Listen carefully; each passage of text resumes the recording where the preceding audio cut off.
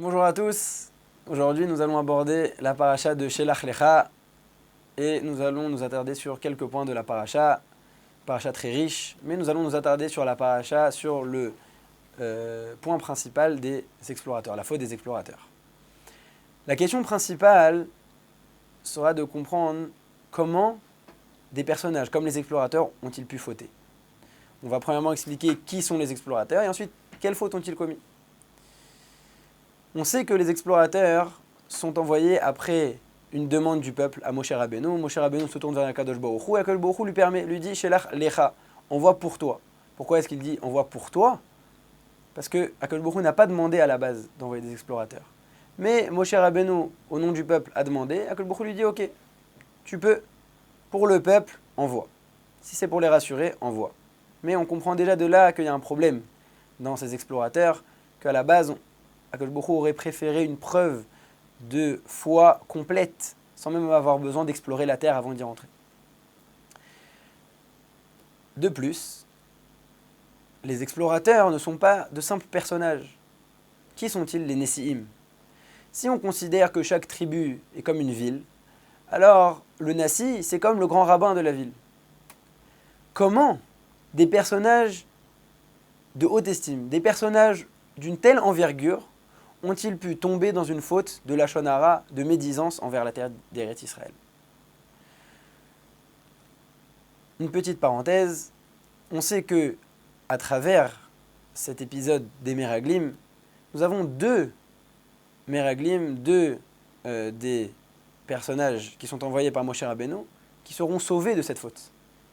De qui s'agit-il? Le premier, Yehoshua bin Nun, et le deuxième, Kalev ben Yefouné. Comment ça se fait? Comment s'en sont-ils sortis? Comment ne sont-ils pas tombés dans cette faute de médisance envers la terre d'Eretz Israël? Yehoshua bin Nun était l'élève de Moshe Rabbeinu. Et il a reçu une bénédiction, une bracha particulière de la part de Moshe Rabbeinu. De là, il avait une protection divine. Kalev ben Yefouné, le deuxième, lui, il a fait un acte particulier. Quel est-il? Au moment où il venait à peine de rentrer en Eretz Israël, ils venaient à peine de rentrer pour faire leur mission de visiter et d'explorer la terre. La première chose qu'il a fait, il est parti à Hebron. Il est parti à Meharata Marpella. Il est parti, les Ishtater, Al Kivrei Avot, il est parti prier les patriarches. Et par le mérite des patriarches, par le mérite de cette fila sur le tombeau des patriarches à Hebron, il a été sauvé de la faute des explorateurs. Revenons-en à notre question principale. Les Nessi'im, donc ces grands personnages, comme on l'a dit, c'est comme si c'était des grands rabbins. Comment ont-ils pu tomber dans une faute de médisance envers la terre d'Eretz Israël? Alors on va s'attarder sur une explication de Rashi à propos du pasuk Eretz Ochelet Yoshevea. Une des choses que les explorateurs ont dit au moment où ils sont rentrés en Israël après avoir fait leur compte rendu à Moshe, ils ont dit c'est une terre qui avale ses habitants. Rashi nous explique au nom du Midrash. Que s'est-il passé?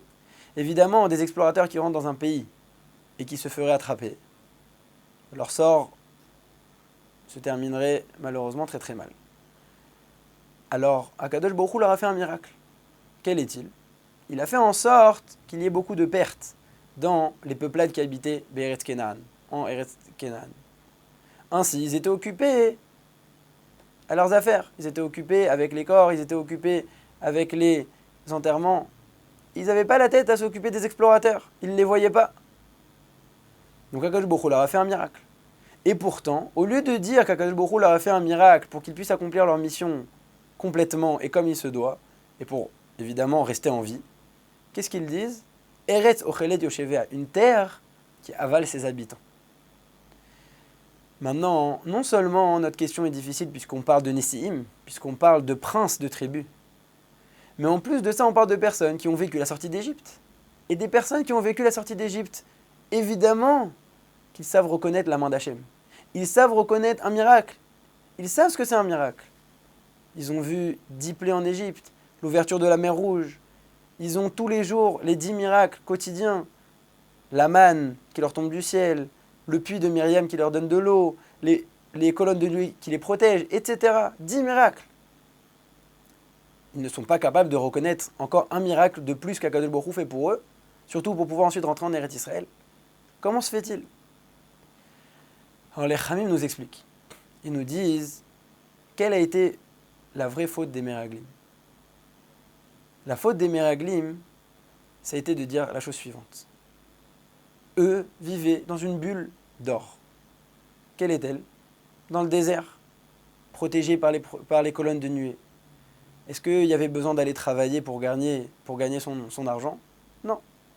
Est-ce qu'il y avait besoin de transpirer ou de suer pour quelque chose? Non. Tout était à proximité, tout était à portée de main. Est-ce qu'il y avait des doutes? Non plus. Ils avaient tous les jours le meilleur enseignant, Moshe Rabbeinu, qui leur enseignait la Torah. Et toute la journée, ils n'avaient qu'à profiter de l'enseignement de la Torah par Moshe Rabbeinu. Un cadre parfait, un cadre idéal. Et à présent, Moshe Rabbeinu leur dit, il faut rentrer en Eretz Israël. C'est-à-dire quoi? Faire des guerres, des conquêtes, conquérir la terre, relever les manches. Après la conquête, il va falloir commencer à travailler la terre, labourer, semer, cultiver. Autant de tâches difficiles que l'homme se doit de faire pour pouvoir avoir à manger. Jusque-là, tout était par miracle. La manne, l'eau. Ainsi, les explorateurs ont pensé que toutes ces tâches, comme la conquête, comme faire des guerres, puis ensuite travailler la terre, ce n'était que du chol. Ce n'était que quelque chose de simple et de bas. Il n'y avait pas de ma'ala, il n'y avait pas de grandeur à ça. Eux étaient occupés que dans le Kodesh, que dans la sainteté. Maintenant, sortir de cette bulle de sainteté pour aller s'occuper de la terre, absolument pas. Encore plus pour des Nessiim, qui sont les représentants du Kodesh, qui sont les représentants de la sainteté dans leur tribu. Et là a été leur erreur. Or, les Khamim nous expliquent, chaque acte accompli sur la terre d'Eretz Israël, chaque petite chose, même la plus matérielle, telle que labourer un champ, Kodesh, c'est la sainteté. C'est une expression de sainteté que Akadosh Baruch Hu nous permet de faire à travers tel ou tel acte. Et telle a été leur erreur. Malheureusement, à cause de ça, on a eu une sanction de 40 ans dans le désert. Et on sait que toute cette génération n'a pas pu rentrer dans le désert. Seuls leurs enfants n'ont pas pu rentrer en Eretz Israël. Seuls leurs enfants ont pu rentrer ensuite en Eretz Israël. De là, on vient apprendre une grande chose. C'est que tout ce qui peut se passer ici, dans ce monde, dans notre vie, évidemment ça a un sens. On essaye de donner à chaque acte un sens. Mais Akadosh Baruch Hu nous dit, venez sur la terre d'Israël, et là vous trouverez le sens à chaque chose, même la plus matérielle.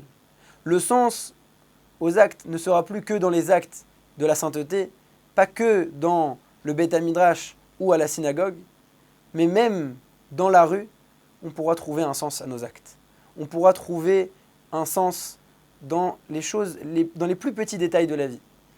Alors, mes amis, je vous invite à venir nous rejoindre, participer à ce processus de Géoula, à participer à ce processus de Kedusha, de sainteté, de profiter de toutes les parties d'Eretz Israël et dans chacune de ces parties, venir accomplir les mitzvot, encore plus qui ont rapport avec la terre d'Eretz Israël, pour pouvoir donner un sens dans chaque petit détail de notre vie, Be'ezrat Hashem, comme vous le faites déjà assurément, et encore plus ici, Be'ezrat Hashem, dans la terre d'Eretz Israël. Shabbat Shalom Mevorach.